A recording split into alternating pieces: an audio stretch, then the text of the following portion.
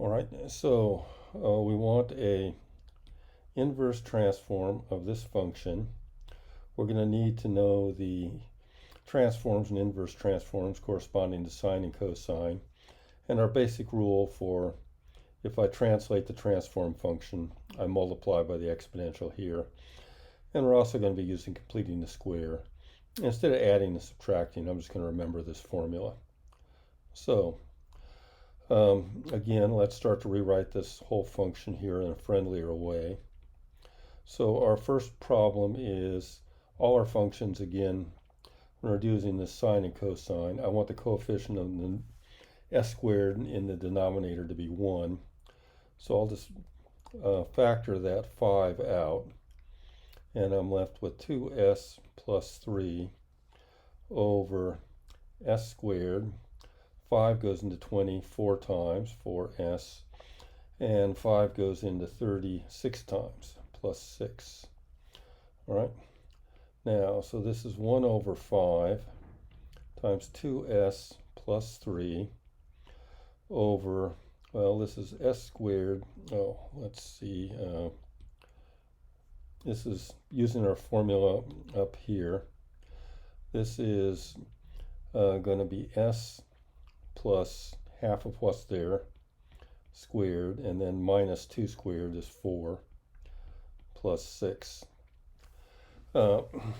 So we now have 1/5 2s plus 3 over s squared plus 2 plus 2. Now, our next slight hindrance is, well, one, I've got a typo here. This should be s plus 2 quantity squared. I want to replace the whole function by s plus 2, and this is just an s. So this is 1/5 2.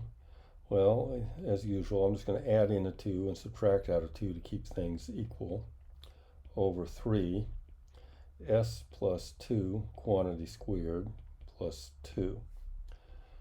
So this is now 1/5 of 2s plus 2 minus 4 plus 3 over s squared plus 2 squared. And anticipating things, let me write this 2 here as the square root of 2 squared. So this is now 1/5 of, and let's see, let's split it up into 2s plus 2 over s plus 2 quantity squared plus the square root of 2 squared. Okay.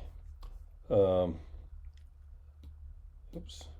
This part here is really just minus 1. So this is then going to be minus 1/5. And I'm going to have, let's see, 1 and s plus 2 squared plus the square root of 2 squared. And let's look back at our formulas here. Up here, when I have the, for the transform of the sine, I want the numerator to be the square root of the denominator term here. So I want this to be square root of 2, and to use our usual trick, I'm going to divide by the square root of 2 here to keep things equal. Having done all this, we can now see that this is the transform of the function. H of t is, let's see, 1/5, and this is then going to be 2 times the transform of cosine of square root of 2 times t minus 1 over 5 of the square root of 2 times the sine of the square root of 2t. And let's see, does that simplify it all? I guess we shouldn't leave that fraction like that. 2/5 cosine square root of 2 times t minus 1/5 the square root of 2 sine square root of 2t. And that's it.